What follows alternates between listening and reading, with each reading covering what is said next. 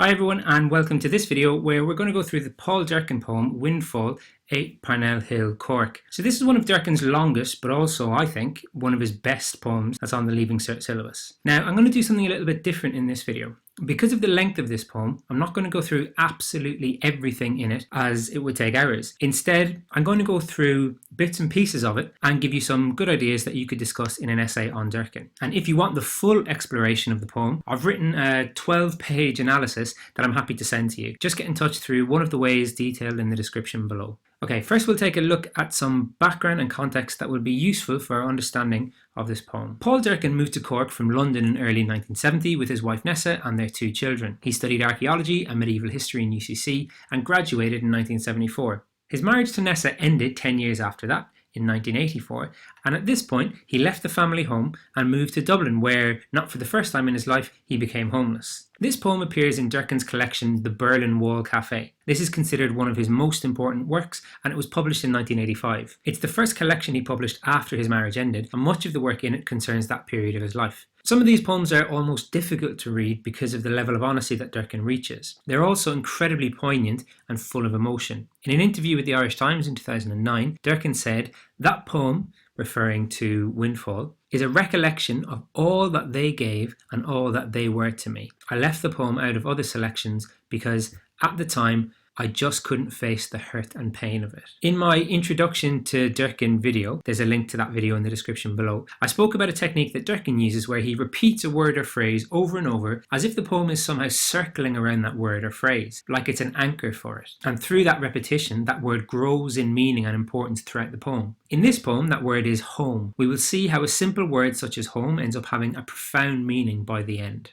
Again, I won't read through this poem as I do with the others, as it's so long it would take up too much of your time. Instead, we'll just jump straight in with the analysis. "But then at the end of the day, I could always say, well, now I'm going home. I felt elected, steeped, sovereign to be able to say, I'm going home.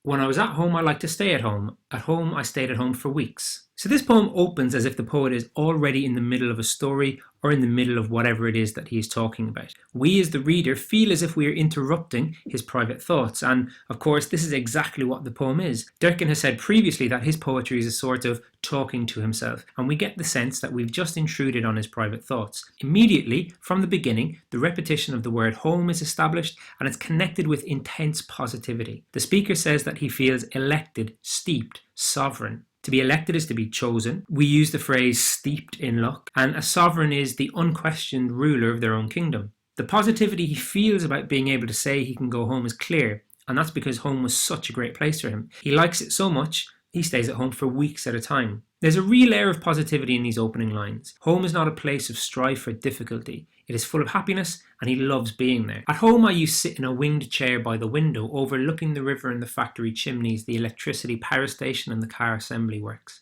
the fleets of trawlers and the pilot tugs, dreaming that life is a dream which is real. The river, a reflection of itself in its own waters, Goya sketching Goya among the smoky mirrors. The industrial vista was my Mont Sainte-Victoire. Okay, so this is a wonderful image of the speaker sitting in a chair looking out the window from his home. While looking at this view, one that is industrial and not particularly beautiful, only perhaps maybe to Corkonians, the speaker's mind drifts to painters and paintings. As we discussed in the introduction to Durcan video, this is a recurring theme with Durcan. The speaker says that while looking at the view out his window, he dreams that life is a dream which is real. Now this idea has connotations of deep joy and happiness. His waking, real life is so good, it's as if it's a dream. It's also connected to the ideas of painting because it's as if he's able to capture the perfection of a dream, as a painter might capture an image in a painting, and make it permanent. The last line here refers to another painter, Paul Cézanne, a French painter who lived near and often painted the mountain referred to here, Mont Sainte-Victoire. Durcan has admitted a number of times that he has spent his life searching for his version of Mont Sainte-Victoire, a utopian idea of happiness and perfection, and it seems, for a short time at least, he had it in a house on the north side of Cork City. "While my children sat on my knees watching TV, their mother, my wife, reclined on the couch knitting a bright coloured scarf, drinking a cup of black coffee, smoking a cigarette, one of her own roll-ups. I closed my eyes and breathed in and breathed out." The next few lines paint a picture of domestic bliss. This is the reason why home is such a perfect self-contained place for the speaker. His children are sitting on his knees watching TV while his wife is knitting a bright coloured scarf. There's much here to point to both the pure happiness and deep relaxation of a scene like this. His wife reclined on the couch. She too is relaxed and happy. The image is heightened by the contrast between the bright coloured scarf and the black of the coffee. Even the cigarette she smokes is one she made herself. They are self-contained, self-sufficient. This little family, perched on a hill in Cork, are all each other need. When he realises this, he closes his eyes and he breathes in and out. He's appreciating the moment, appreciating how fortunate he is. It is ecstasy to breathe if you were at home in the world. What a windfall, a home of our own. Our neighbours' houses had names like Conamore, Sansucci, Pacelli, Montini, Holmesville. But we called our home Windfall.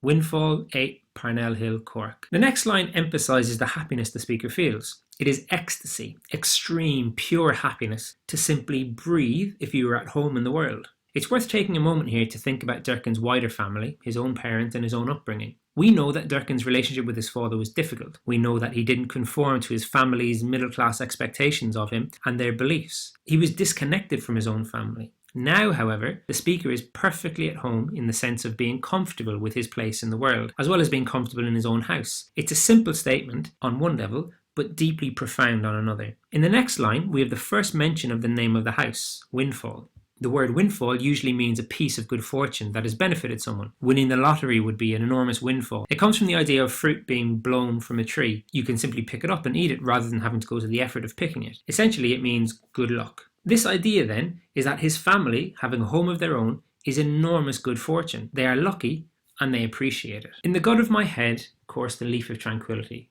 which I dreamed was only known to Buddhist monks in lotus monasteries high up in the Hindu Kush.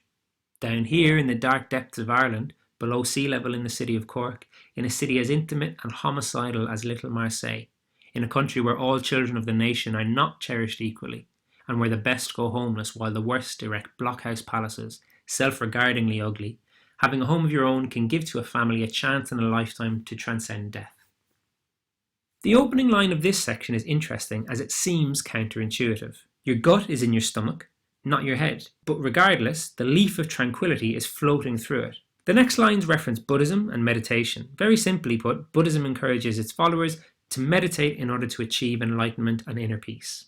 Buddhist monks traditionally live in monasteries and spend their lives dedicating themselves to meditation to find nirvana, a type of perfection where there is no suffering, no pain, no death, and no sense of self.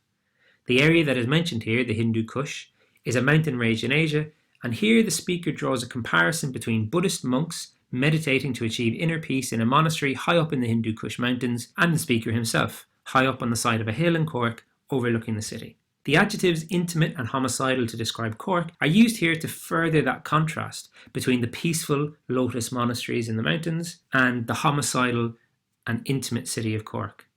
It's remarkable that one could find this level of tranquility in a place like Cork, but he did because of the home that he has. The contrast established in these lines is continued further, but in typical Durcan style, the focus is shifted onto the hypocrisy of the Irish state. The lines, "In a country where all children of the nation are not cherished equally," comes from the 1916 Proclamation of Independence, read out by Paul Durcan at the beginning of the Easter Rising, something that is also explored in the poem The Girl with the Keys to Pierce's Cottage. The proclamation was a statement of the values that a new and independent Irish Republic would hold dear and cherish. Durcan here turns it on his head and says that Ireland is now a country where children are not cherished equally. In a similar way, good people often go homeless, while the worst of people build ugly palaces. The contrast is as clear here as Durcan's message. A room wallpapered in books and family photograph albums chronicling the adventures and metamorphoses of family life. In swaddling clothes in Mammy's arms on baptism day, being a baby of 9 months and not remembering it, face down in a pram, incarcerated in a high chair, everybody, including strangers, wearing shop window smiles, with Granny in Felixstowe, with Granny in Ballymaloe, in a group photo in First Infants, on a bike at 13, in the back garden in London, in the back garden in Cork, performing a headstand after First Holy Communion, getting a kiss from the Bishop on Confirmation Day, straw hats in the Bois de Boulogne, wearing wings at the seaside, Mammy and Daddy holding hands on the Normandy beaches, Mammy and Daddy at the wedding of Jeremiah and Margot, Mammy and Daddy queuing up for Last Tango in Paris, boating on the Shannon, climbing mountains in Kerry, building sandcastles in Killala, camping in Barley Cove, picnicking in Moon, hide and go seek in Clonmacnoise. Riding horses, cantering, jumping fences, pushing out toy yachts in the pond in Tulier, the Irish college revisited in the Rue des Irlandais, sipping on an orange pressé through a straw on the roof of the Beaubourg, dancing in Père Lachaise, weeping at Auvers, year in, year out, I pored over these albums accumulating, my children looking over my shoulder, exhilarated as I was, their mother presiding at our ritual from a distance, the far side of the hearthrug, diffidently, proudly, schoolbooks on the floor and pyjamas on the couch. Whose turn is it tonight to put the children to bed? There's an emotional intensity and a sense of heartbreak in these lines. We all, in our homes, catalogue and mark the progress of time through objects, maybe marks on a doorframe of the height of children, medals, trophies, but especially pictures and picture albums. Here the speaker says the room is wallpapered in family photograph albums. The constant listing, a technique we call litany, of all the times they enjoyed together gives us the impression that the speaker doesn't want to stop reminiscing, that if he does, he will lose these memories somehow. He tells us that he goes through these albums every year with his children while their mother, his wife, would sit apart from them, watching them proudly. The last two lines here both help to emphasise how normal and everyday this home is, but also accentuate the pain of departing when we see what happens at the end. Schoolbooks on the floor and pyjamas on the couch. Whose turn is it tonight to put the children to bed? This could be a scene from any family home anywhere, but it's specific to the speakers as he spent so long building up the picture of his home for us. This moment of ordinary, everyday domestic life is incredibly poignant and emotional once we've finished the poem. Our children swam about our home as if it were their private sea, their own unique symbiotic fluid of which their parents also partook. Such is home a sea of your own, in which you hang upside down from the ceiling with equanimity, while postcards from Thailand on the mantelpiece are raising their eyebrow markings benignly, your hands dangling their prayers to the floorboards of your home, sifting the sands underneath the surfaces of conversations.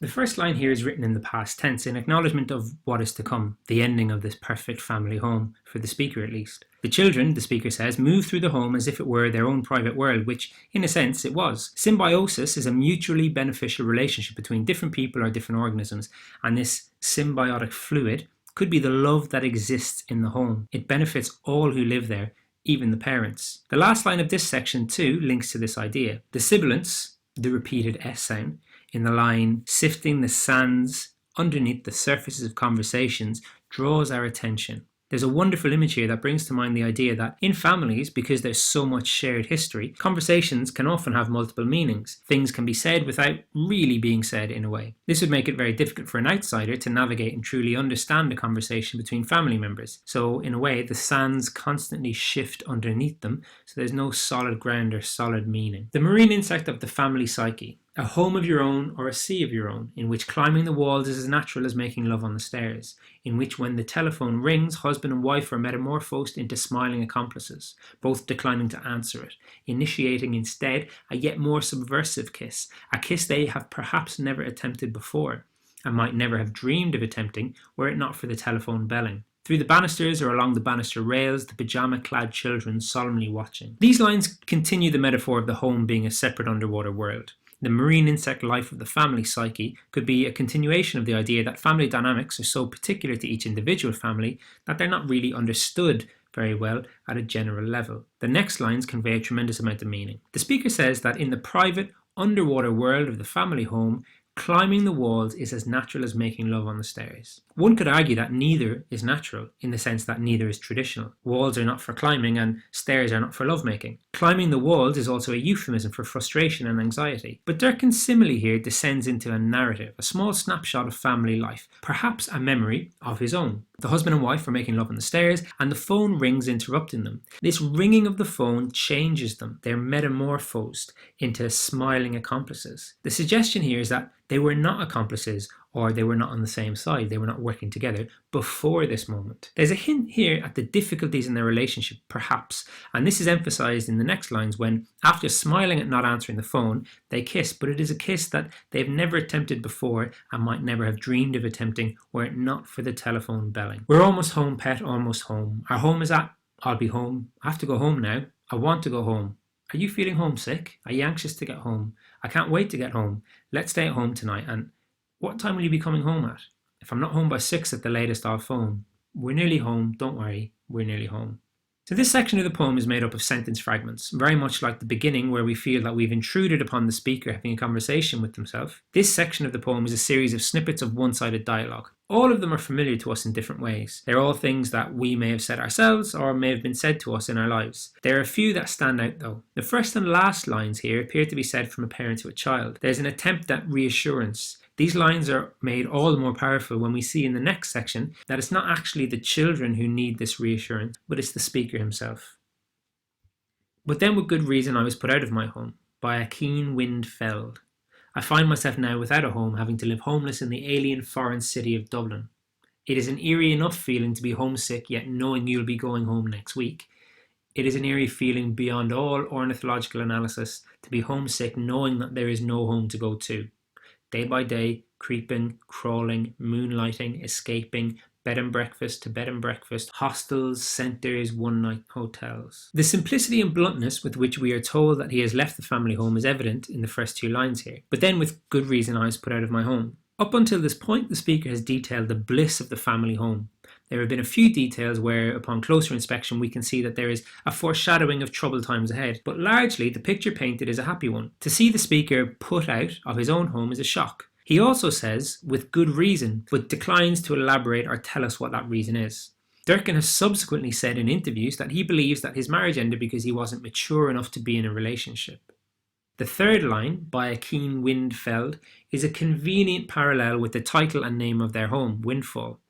A sharp wind has felled or knocked him over, whereas a windfall is a piece of good fortune. Here he has been felled by a wind. It's a suggestion of the element of chance and luck that is involved in finding happiness, or the utopia that he suggests at the beginning when saying that the industrial view from his window was his Mont Saint-Victoire. The repetition of the word home continues here, but now it has a different meaning. He is now without a home, and we see words like homeless, homesick, and that he has no home to go to. Homeless in Dublin, blown about the suburban streets at evening, peering in the windows of other people's homes, wondering what it must feel like to be sitting around a fire, Apache or Cherokee or bourgeoisie, beholding the firelit faces of your family, beholding their starry or their TV gaze. Windfall to windfall, can you hear me? Windfall to windfall. We're almost home, pet. Don't worry anymore. We're almost home. This last section amplifies the emotion in the poem to an almost unbearable level. We have the image of the speaker now cast out of his home, his rightful place, and wandering the streets of Dublin at evening. Now, instead of being in his own living room with his children's pyjamas on the couch and their school books on the floor, he's peering in the windows of other people's homes, wondering what it must feel like. He's already established earlier that outsiders can never truly understand individual families, and so looking in through the window at other families, like someone at an aquarium looking through the glass at an underwater world, you can never truly know what it's like. Okay, some points to discuss. So this is a poem that shifts in focus, subject and theme throughout. The central themes here are family and home, and what those things really mean to the poet, but he also focuses on the Irish state, its treatment of people, as well as writing beautifully about the city of Cork. The word home, or a variation of it, is repeated consistently throughout. Remember what we said at the beginning about this being a technique of Durcan. He constantly revisits, through repetition, the word and the idea of home until it grows in meaning to such an extent that his removal from the family home is raised to the level of a traumatic event. We see the use of water imagery in this poem, and again this is a feature of many of Durcan's poems. It's used in Nessa and Parents as well. There's no clear structural pattern in this poem. It is broken into uneven sections that we might call verse paragraphs, but there is no consistent structure that we can point to. The poem's length and this lack of structural integrity suggests that this poem is a deeply personal one for Durcan, more a labour of love, a way to express things rather than anything more formal. Other poems on the syllabus are much more regulated and structured, whereas this one feels more like an outpouring of emotion. The imagery, as always with Durcan, is very strong, and there's a clear narrative painted through the images he chooses, but it feels more raw than some of his more considered poems. This is what I think is its best quality. The honesty and emotion in the poem come right to the surface, and they are impossible to ignore. I hope that you've enjoyed this video, and if you've made it this far, then thank you. If you haven't subscribed yet, then please do. And don't forget to like, leave a comment or a suggestion. If you want a copy of the full notes of this poem, then get in touch through any of the ways listed in the description below.